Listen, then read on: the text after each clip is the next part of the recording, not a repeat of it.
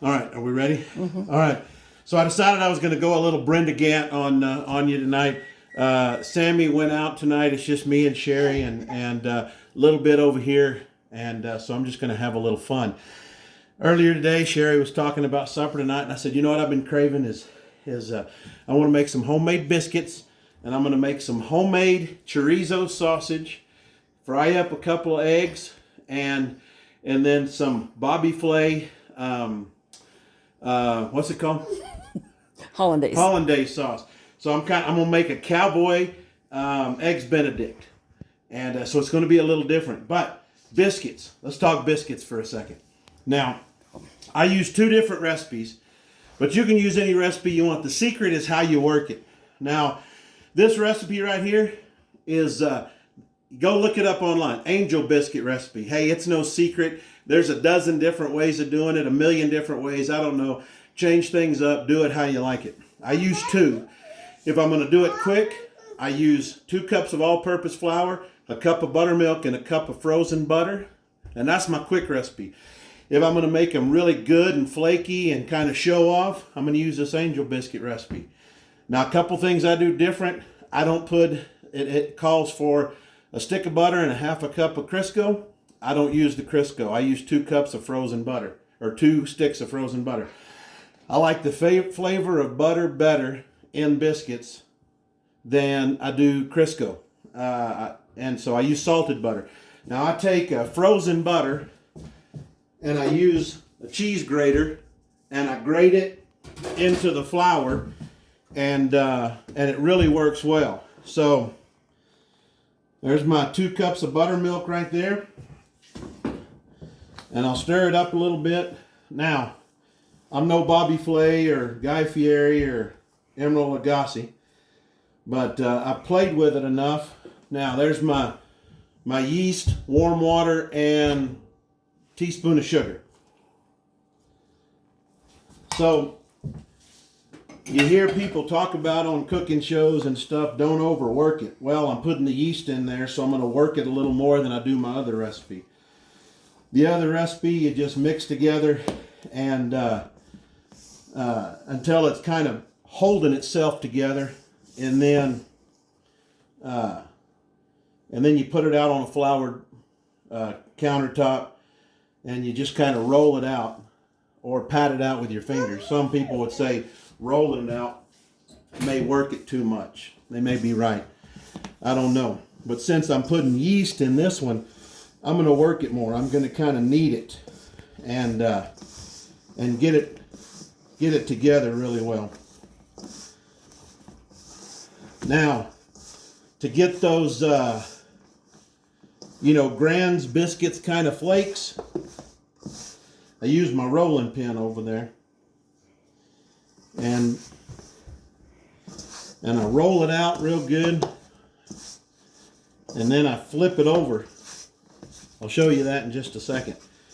One way I won't be like Brenda again is we won't go 20 minutes on this video. I'll just show you a video later.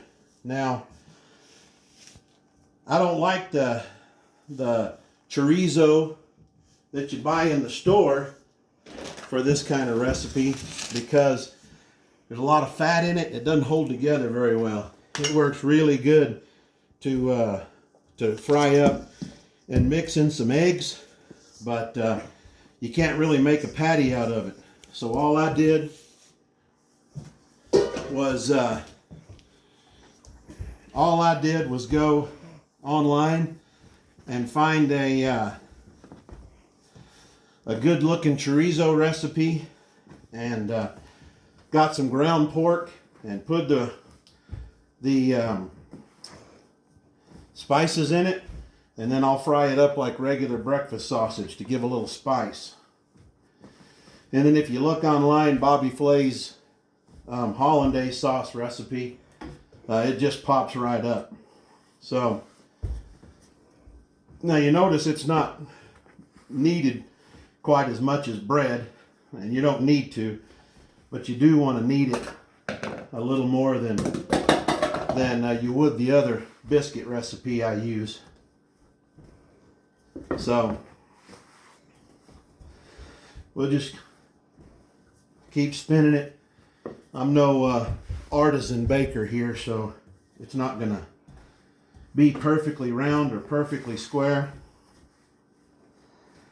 But once you get it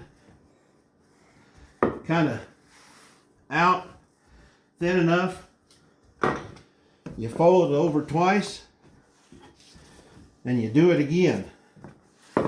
You want to make sure you got your flour in here. That helps with the layers. And then you hear all these bakers that talk about rolling it out till it's a 1/2 inch or a 1/4 inch.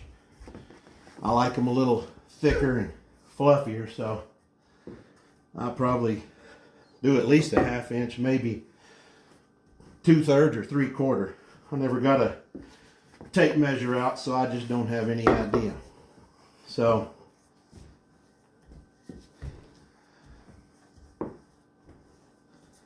we'll fold it again like that, and I'll roll it out again, and we're gonna have some nice fluffy flaky biscuits.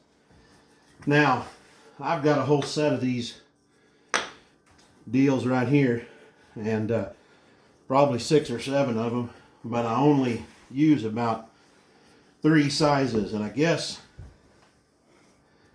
usually I pick my size based on what I'm eating and what I'm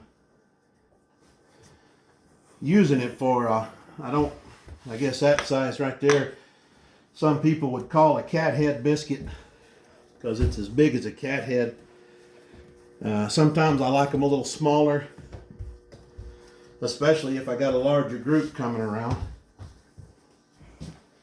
And so, all right, that'll be thick enough right there. Put a little flour from my cutter. Take my cast iron pizza pan there. Now, you hear other people talking about not twisting when you do it. What they say that does is it seals off the edge, so it doesn't.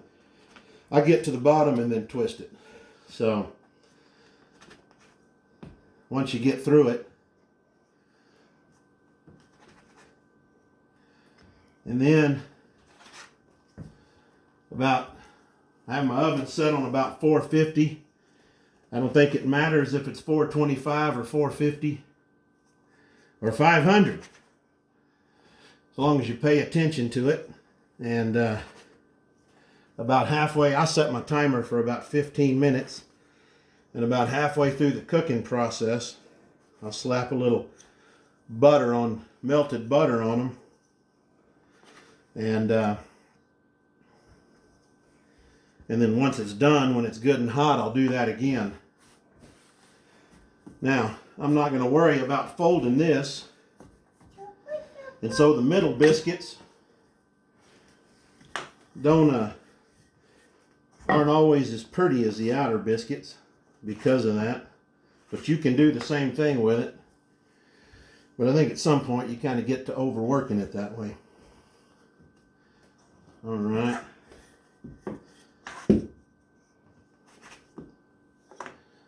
Now that we get to this size right here, all I do is roll it up, stick it in there, and just kind of flatten it out inside the biscuit cutter so that it's about the same size. And there, I'm going to slap it in the oven and cook it for about 15 minutes, and then I'll show you the finished product with all the other stuff. So I'll be back in a little bit.